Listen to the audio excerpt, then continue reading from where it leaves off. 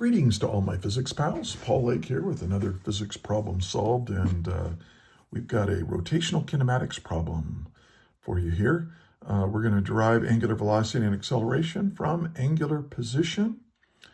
And there are two ways of working, two main ideas we're going to do to work this problem. One of them is using calculus. We're going to say that the angular velocity is equal to the time derivative of angular position as a function of time. And then angular acceleration is the time derivative of angular velocity. Or alternatively, if you're not in a calculus-based class, you can still do this problem by recognizing that we can, in this problem, use the kinematic equations for constant angular acceleration. So I'm going to do this problem two ways. So this is a good problem even if you're not in a calculus-based class. All right, let's read the problem.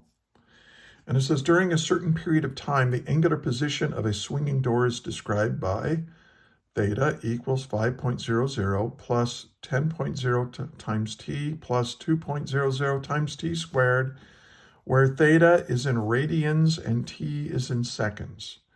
Determine the angular position, angular speed, and angular acceleration of the door at A, t equals 0 seconds, and B, t equals 3 seconds. And one thing I don't like about the way this problem is phrased is that there's no units in here. So we're going to add those units in the explanation that I'm going to do. Now, what I suggest you do, pause the video right now and try to work it yourself, unpause it, and compare your work with mine. I do teach a lot, so if you skip around, you might miss some stuff. So I would watch the whole thing. If I talk too slow, put it on 1.5 speed. I might sound like a normal person then.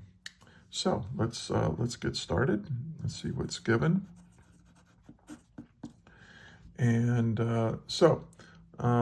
this is basically what's given is this right here. It says theta, my angular position, is equal to 5.00 plus 10.0 times t plus 2.00 times t squared. And we know that theta is in radians. And then t is measured in seconds. Okay.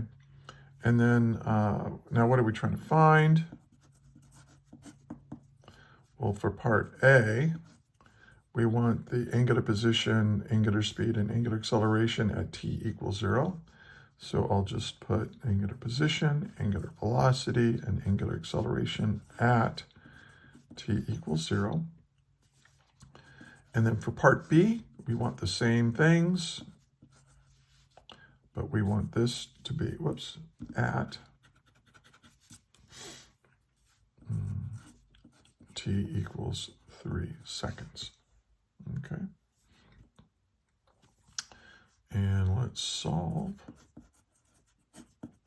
Now, if you got stuck and you want to try to get unstuck before I go on, take a look at this. And I really encourage you to make these. I made a quantity chart for this problem. And of course, you wouldn't make a quantity chart for every single problem. You'd probably, at the end of each chapter, make a quantity chart and keep the quantity chart going. But here I list all the equations that pertain to the problem.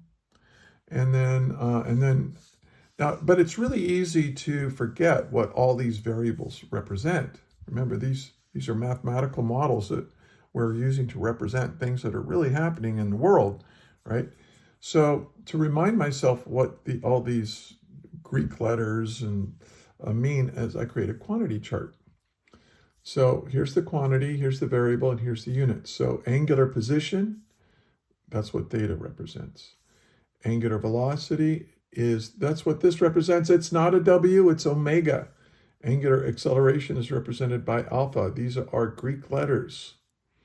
And then time is just lowercase t. And then here are the units we're going to use in this problem.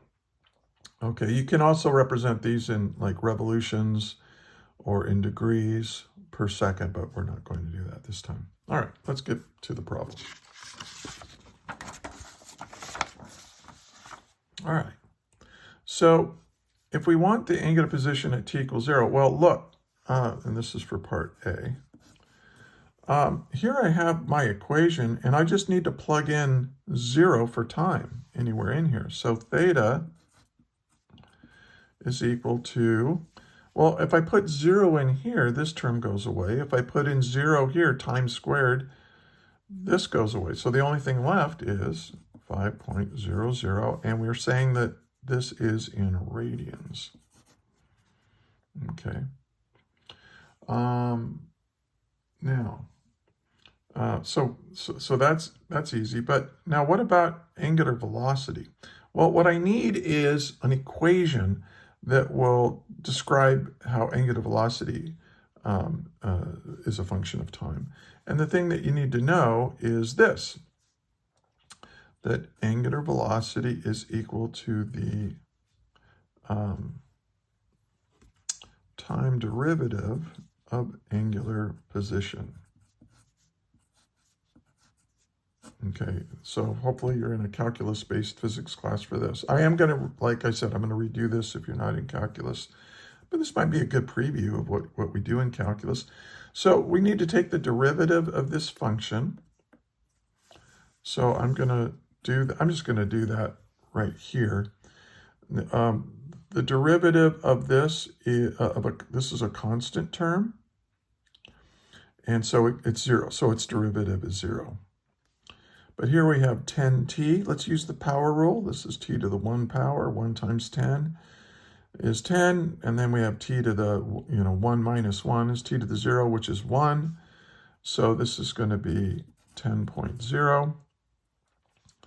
And then this term, you bring the 2 down, so it's 2 times 2 is 4. Times t to the n minus 1, well, that's 2 minus 1 is t to the 1, so I'm just going to leave it like this. Oh, okay, so this gives me a function of my angular velocity as a function of time. So now I just need to plug in 0 for time here, and I get 10. But what units should this be? Radians per second. Angular velocity is the rate at which I change angular position. Okay, so there's this answer, there's this answer. Now, angular acceleration is the rate at which I change my angular velocity as a function, if it's a function of time. So I'm going to take the derivative of this with respect to time. And using the power rule, again, the derivative of a constant is 0. So this is 0. And then the derivative of 4 times t is just 4. So hopefully you're familiar with that power rule. Now, what unit should it have? Well, radians. But remember, when you take the derivative, you're dividing by time. So that's per second.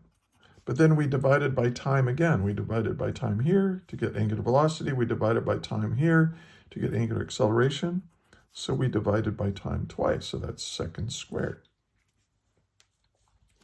Okay, so, and notice that the angular acceleration is not a function of time. Well, it is.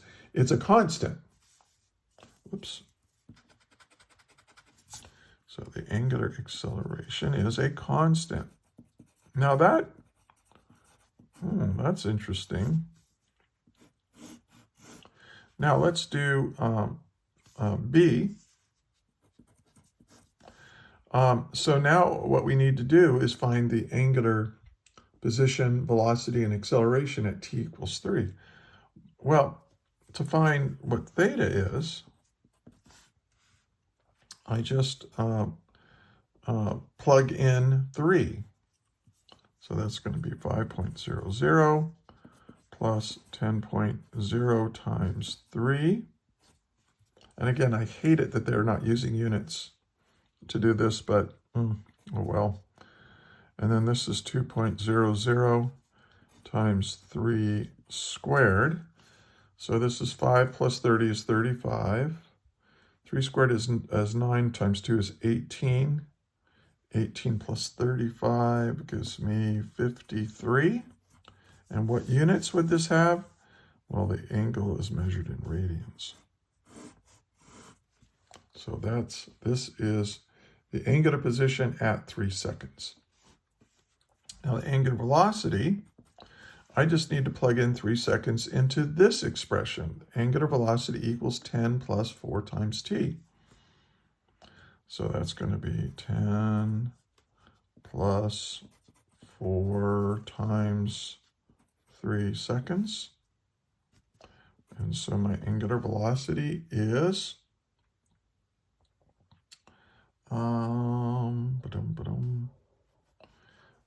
this is 12 plus 10 is 22. And it will have units of radians per second. Now for angular acceleration, it's just 4. It's just 4 radians per second squared for all time t. So we're just gonna, so it's the same answer. It's a constant. Okay, so again, just you have to know that angular velocity is the time derivative of angular position. So take that derivative. This gives me an angular velocity as a function of time. And then you can just plug in that time, that specific time, to this expression to get my angular velocity. And again, take the derivative of my angular velocity expression to get angular acceleration. And you notice, oh, in this case, it's a constant. Okay, and so there you go. Now, what if you're not in a calculus-based class? Well, one thing you can do is notice something. So this was a calculus-based solution. Here's a non-calculus solution. You have to notice something. First thing you should know is is when you look at this, you go, whoa, okay, whoa, what is this? Theta equals 5.00 plus 10.0 times time plus 2.00 times time squared. And you go, hey, look, this is a quadratic. And you might remember that from your kinematics that, you know, we have this equation, right? Delta theta is equal omega naught t plus 1/2 a, or not a, alpha. I do that all the time. 1/2 the angular acceleration times time squared. And you go, oh, but what is delta theta? Delta theta is the final angular position minus the initial angular position. So I can add this to the other side and get theta is equal to my starting theta at time t equals 0, plus omega t plus 1/2, okay, 1/2 alpha t squared. And just look at this mathematical structure here. I'm going to rewrite this below it. I know I'm kind of wasting time, but oh well. Theta equals 5.00, but now I'm going to put in the units. This has to be radians, and then plus 10. Well, this has to be radians, so this whole thing has to be radians, right? So the 10 has to have radians per second because we're going to be multiplying by time. And then this is plus 2.00. Now this has to have units of radians per second squared because we're going to be multiplying by seconds squared here, and you want them to cancel out because radians plus radians plus radians. So this is going to be radians per second squared times t squared. Well, if you notice, you go, okay, well look at this. This is that. Oh, this is angular. And look at that. Now, this is the complicated one right here. Some people will look at this and go, aha, the angular acceleration is 2 radians per second squared. No, no, no. Half the angular acceleration is equal to 2 radians per second squared, because this is the kinematic equation that we use for constant acceleration. Okay? So if you look at this and look at this pattern, you can say, okay, well, theta naught equals 5 radians per second. Omega naught equals 10 radians per second. I'm sorry, this is not radians per second. It's just radians. This is 10 radians per second, and then the angular acceleration. Well, look, if we say 1/2 of the angular acceleration is equal to 2.00 radians per second squared, just multiply both sides by 2, and so this is going to be 4 radians per second squared. So 4 radians per second squared. And those are my answers for when t equals 0. Now, how are we going to find it at t equals 3 seconds? Well, now we can use the kinematic equations, right? For constant angular acceleration. We recognize that what was given is in this form right here, the quadratic with time. But now I can apply these others because I know what the angular acceleration is. And so to find the angular velocity at 3 seconds, I can just, let's say I find the angular position at 3 seconds. Well, I'm just going to be doing what I did over here, except now I've got units. Plug in, if you plug in 3 here, you get 30 plus 35, and then you plug in 3 here, you get 18, so you get the same answer, 53 radians. Now, to figure out the angular velocity at 3 seconds, you want to use this kinematic equation right here. Right? First one. Okay, so let's do that. The final angular velocity is equal to the initial angular velocity plus the angular acceleration times time. But we know what those are now. This is 10 radians per second plus 4 radians per second squared times 3 seconds. Sorry about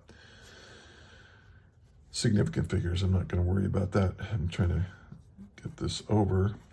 So this is 12 plus 10 is 22 radians per second. See how the seconds cancels with the second squared? So both terms end up with radians per second, so you can add them. And of course, the angular acceleration, we know that's just a constant. Okay, so we derived that over here. So this is kind of the official differential calculus way of doing it. Differential and integral calculus, that is the language of physics. So if you're going to go on in physics, make sure you study that. And then this is how you do. You have to recognize the pattern here, that it fits one of the kinematic equations. And if it fits one of the kinematic equations, it's going to work for all of them. All right. Hey, if you found this helpful, please like, share, and subscribe. Look in the description. I've got I've got lectures and other example problems links. I'm also a physics tutor. So if you would like, if you need a tutor, there's a link in there to get a hold of me for that. And hey, if you made it all the way to the end of the video here, I want to thank you so much for watching. And until the next one, may the net force be with you always. That is all.